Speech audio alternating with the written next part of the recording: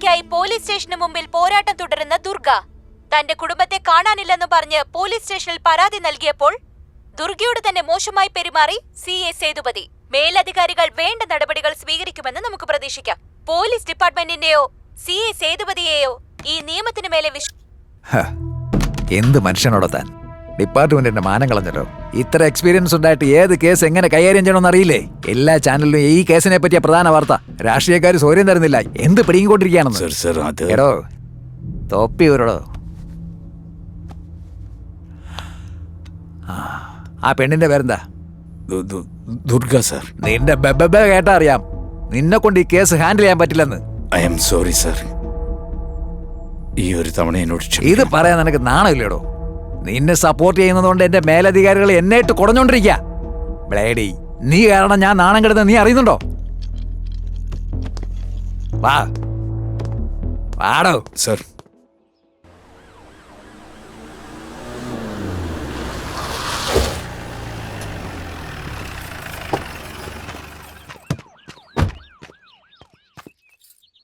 ദുർഗ, നിങ്ങൾക്കുണ്ടായ അപമാനത്തിന് ഡിപ്പാർട്ട്മെന്റിന് വേണ്ടി ഞാൻ നിങ്ങളോട് ക്ഷമ ചോദിക്കുന്നു.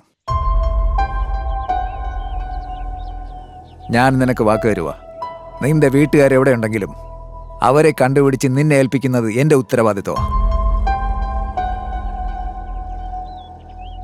ഞാൻ പറയുന്നതേക്ക് ഈ സമരം അവസാനിപ്പിക്കും. നന്നായിട്ടുണ്ട് സാർ നിങ്ങൾ പറയുന്നത്. മീഡിയയിൽ വരുന്നതിന് മുമ്പ് നിങ്ങളുടെ ഡിപ്പാർട്ട്മെന്റിൽ എന്താ നടക്കുന്നതെന്ന് നിങ്ങൾ അറിയുന്നില്ല. ജേർണലിസ്റ്റ് ആണോ? അതെ സാർ. സൂര്യ. ഇങ്ങോട്ട് നോക്ക് സൂര്യ, നീ ചെയ്യുന്നതൊക്കെ ശരിയാ. ഇത് പറയാൻ കാരണം ഇത് ആയുധമായി വെച്ചിട്ട് എതിർ പാർട്ടികൾ നമ്മുടെ സർക്കാരിനെ കുറ്റപ്പെടുത്തിക്കൊണ്ടിരിക്കുകയാണ്. അതുകൊണ്ടാണ് ഹോം മിനിസ്റ്റർ എന്നെ ഇങ്ങോട്ട് അയച്ചത്. ദുർഗയ്ക്ക് നീതി കിട്ടേണ്ട ഉത്തരവാദിത്വം എന്റെയാ. ക്ഷമിക്കണം സാർ. എന്റെ കുടുംബത്തിന് എന്താ സംഭവിച്ചെന്ന് അറിയുന്നതുവരെ ഞാൻ സമരം തുടരും. മീഡിയ വന്ന ശേഷം നിങ്ങൾ തന്നെ വന്നത്. സാറ് വന്ന വാക്ക് തന്നുകൊണ്ട് എനിക്ക് വേണ്ടി നിങ്ങൾക്ക് മുന്നേ വന്ന ഇവരെ എനിക്ക് ഒഴിവാക്കാൻ പറ്റില്ല സാർ. കേട്ടല്ലോ സാർ, ഇതാ ഞങ്ങളുടെ തീരുമാനം. സമരം അവസാനിപ്പിക്കില്ല.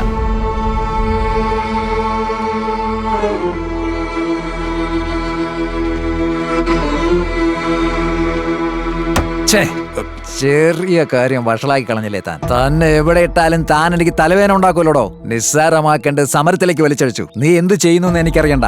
നാളെ വൈകുന്നേരത്തിനുള്ളിൽ ഈ പ്രശ്നം പരിഹരിച്ചിരിക്കണം. ഇല്ലെങ്കിൽ സെൽഫോൺ സിഗ്നൽ പോലും ഇല്ലാത്ത ഫോറസ്റ്റ് ഏരിയയിലേക്ക് തന്നെ ട്രാൻസ്ഫർ ചെയ്യും. മനസ്സിലായോ തനിക്ക്? Okay sir.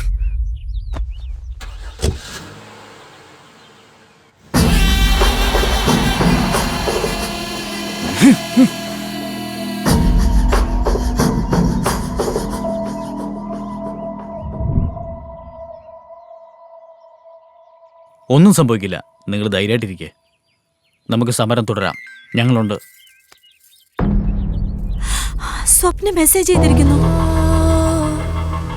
ഞാൻ, അമ്മ, ചേച്ചി എല്ലാവരും ചേർന്ന് അത്യാവശ്യമായി വിശാഖപട്ടണം വരെ പോയിരിക്കുക. ഇത് കാരണം നിങ്ങൾ രണ്ടുപേരും ഒരുപാട് പേടിച്ചിരിക്കുകയാണെന്ന് മനസ്സിലായി. ഞങ്ങൾക്ക് കുഴപ്പമൊന്നുമില്ല, നിങ്ങൾ പേടിക്കാതിരിക്കുക. ഞങ്ങൾ വന്ന ഉടനെ വന്ന് കാണാം.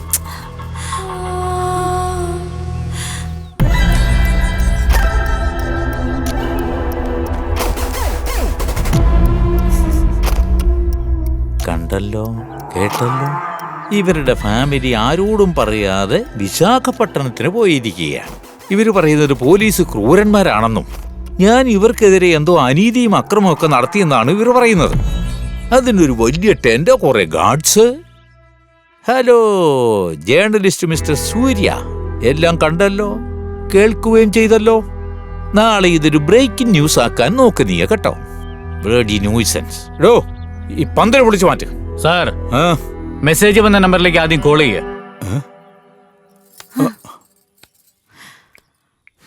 ലൗഡ് സ്പീക്കറിലിട്. Switch off. ഞങ്ങള് അവരെ അന്വേഷിച്ചുകൊണ്ടിരിക്കുവാണെന്ന് അവർക്ക് എങ്ങനെ മനസ്സിലായി? എന്റെ അനിയത്തിയുടെ ഫോണിൽ നിന്നാ മെസ്സേജ് വന്നത്. പക്ഷെ ഫോൺ എന്തിനാ സ്വിച്ച് ഓഫ് ചെയ്തിരിക്കുന്നേ? എന്നോട് പറയാതെ അവരെങ്ങോട്ടും പോവുകയില്ല, ഒന്നും ചെയ്യേയില്ല. ഞാൻ കംപ്ലൈന്റ് തരാൻ വന്നപ്പോ പോലും നിങ്ങൾ പരാതി സ്വീകരിച്ചില്ല. അന്ന് തന്നെ എനിക്ക് നിങ്ങളെ സംശയം ഉണ്ടായിരുന്നു. എന്റെ ഫാമിലി മിസ്സായ കാര്യത്തിൽ നിങ്ങൾക്കെന്തോ ബന്ധമുള്ള പോലെ എനിക്ക് തോന്നുന്നുണ്ട്. എന്റെ വീട്ടുകാരെ കണ്ടുപിടിച്ച് എന്റെ മുമ്പിൽ കൊണ്ടുവരുന്നത് വരെ ഞാൻ ഇവിടുന്ന് പോവില്ല. ഈ സമരം അവസാനിപ്പിക്കില്ല. എടോ ശിവ, എവിടെ പോയി കിടക്കുവാ? ഇഡിയറ്റ്.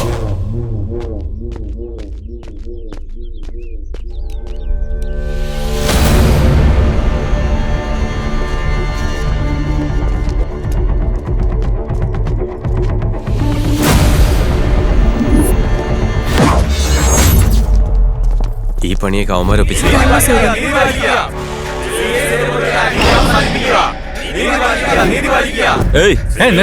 ആരാടാ നീയൊക്കെ? ആരാന്നല്ലേ ചോദിച്ചേ? നിർത്താനല്ലേ പറഞ്ഞേ? ആരാടാ നിങ്ങളൊക്കെ? ദുർഗയെ സപ്പോർട്ട് ചെയ്യാൻ വന്നാണ്. ദുർഗയ്ക്ക് നീതി കിട്ടുന്നവരെ പോരാടും ഞങ്ങൾ. നിങ്ങളൊക്കെ ആരാ? എവിടെന്നാ? നിങ്ങളുടെ സഹായം എനിക്ക് വേണ്ട. ദയവായിട്ട് പോയി തരൂ. പറഞ്ഞു കേട്ടില്ലേ? എന്താടാ ഞങ്ങൾ നിങ്ങളെ സപ്പോർട്ട് ചെയ്യാൻ വന്നപ്പോ ഞങ്ങളുടെ വീഡിയോ എടുക്കുന്നോ? പ്രശ്നം ഉണ്ടാക്കലടാ. പറയുന്ന കേക്കടാ.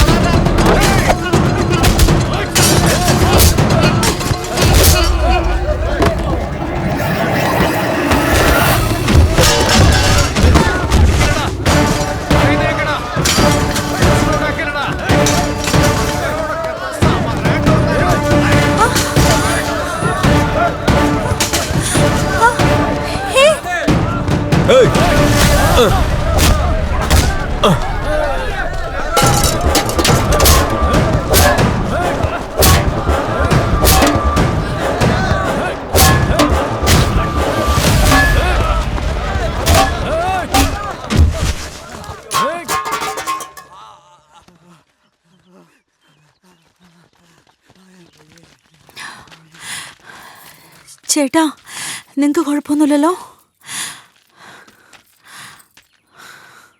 ഇവിടെ ഇത്രയൊക്കെ നടന്നിട്ടും ഒരാള് പോലും പുറത്തേക്ക് വന്നില്ലല്ലോ.